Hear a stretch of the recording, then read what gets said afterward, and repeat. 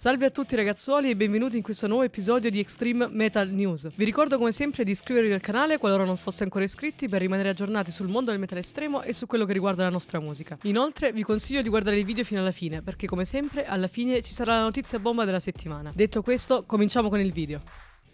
I Cattle Decapitation hanno rilasciato il nuovo singolo We To Our Young, che è il primo brano ufficiale, quindi fa da apripista, al nuovo album Terrasite, in uscita il 12 maggio per la Metal Blade Records. Come avevamo già detto in una puntata precedente della news, Ulick aveva anticipato praticamente quasi tutto di quest'album, ma finalmente abbiamo anche un brano e devo dire promette piuttosto bene.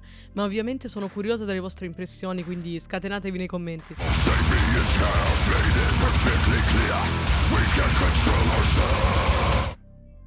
A grandissima sorpresa ritornano i Twist, una band risalente al 1993 con all'attivo solo 3 lavori, ma che ha fatto scuola per tutto quello che è venuto in seguito. Si tratta in realtà di un'unica traccia strumentale che andrà a far parte della compilation della Paceville Records chiamata A Dark Side of the Sacred Star. In questa compilation non saranno soli, ma saranno accompagnati da band immense come i Rotting Christ, i Darkthrone, i Mork e tantissime altre. La data d'uscita è il 3 marzo, ma già da ora è disponibile il pre-order. Sebbene siano presenti altre band immense dal punto di vista musicale, come detto prima, ho voluto dare importanza a questa notizia, poiché sono 28 anni che i Twist mancano dalla scena.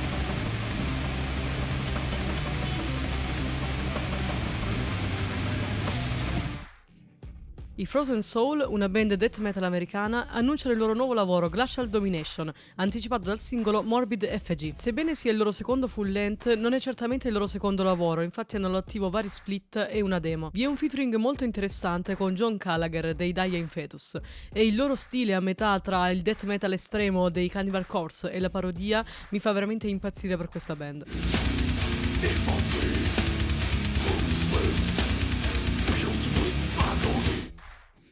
La band Triglav, dedita ad un black metal dalle forti tinte norvegesi, ha rilasciato il suo secondo full length, The Ritual. Si tratta di una one man band che ha esordito nel 2019 con la demo Night of Whispering Soul e, piccola curiosità, il ragazzo fondatore del progetto in realtà risiede ad Arezzo in questo momento, però essendo comunque croato di nascita ho preferito metterlo in questa categoria piuttosto che nelle notizie italiane. L'album è disponibile sia in formato CD che in formato vinile, sempre su Bandcamp.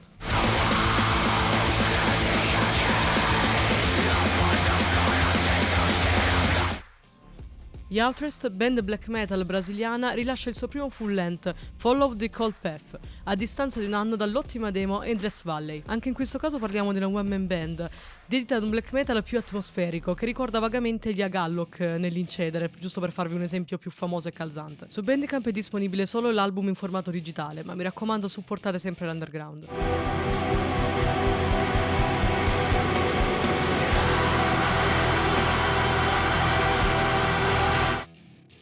Gli Ars Manifesta, progetto attivo dal 2007, hanno rilasciato il nuovo lavoro Il Mattino della Follia, stampato dalla Fog Foundation in 200 copie limitate. Si tratta di un black metal certamente molto aggressivo e diretto, ma che presenta alcune parti più melodiche, alternato con delle voci pulite in alcuni casi, che lo rendono molto più profondo di un geldo black metal e basta. Vi consiglio vivamente di darci un ascolto, non ve ne pentirete.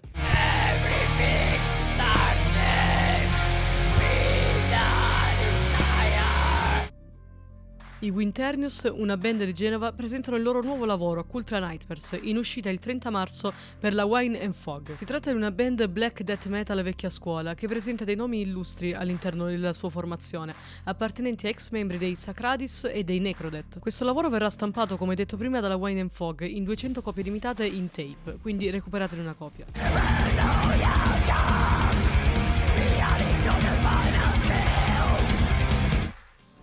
I Mural Crown presentano il loro primo album ufficiale, stampato alla Xenoglassi Production e chiamato Coastal Towers. Si tratta di un raw black metal molto interessante che già da adesso fa ben sperare. Il pre-order è già da adesso disponibile, ma le copie sono molto limitate, quindi se volete accalappiarvene una copia andate subito. Vi sono 2 versioni, una in tape e una in CD, ma si possono preordinare anche entrambe le versioni.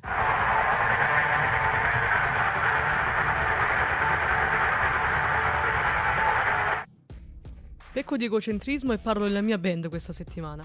Infatti abbiamo rilasciato la cover ufficiale del nostro nuovo album Descensus in Tenebris, che, salvo imprevisti, verrà rilasciato nei primi mesi, quindi nella prima metà del 2023. La copertina è a cura sempre della meravigliosa fanciulla Santa Nonna Nikki Sky, di cui vi lascerò comunque in descrizione il link nel caso vogliate chiederle delle copertine, anche dei lyrics video, insomma tutte quelle cose artistiche che io non so fare. E vi faccio ascoltare in anteprima qualche secondo del brano Mysterious Mother, che sarà incluso nel nostro nuovo album.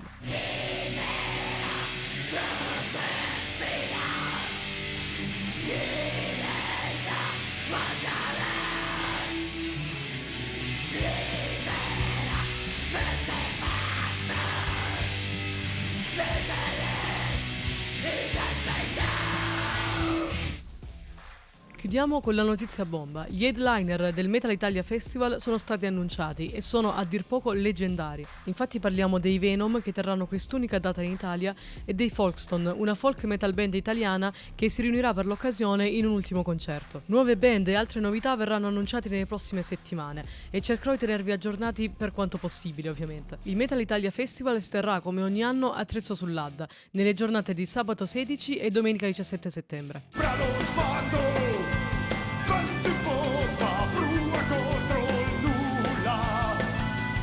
Io vi ringrazio per aver seguito il video fino a qui, vi invito ancora una volta ad iscrivervi, a lasciare un mi piace e a commentare. E noi ci vediamo settimana prossima. Lead the fire!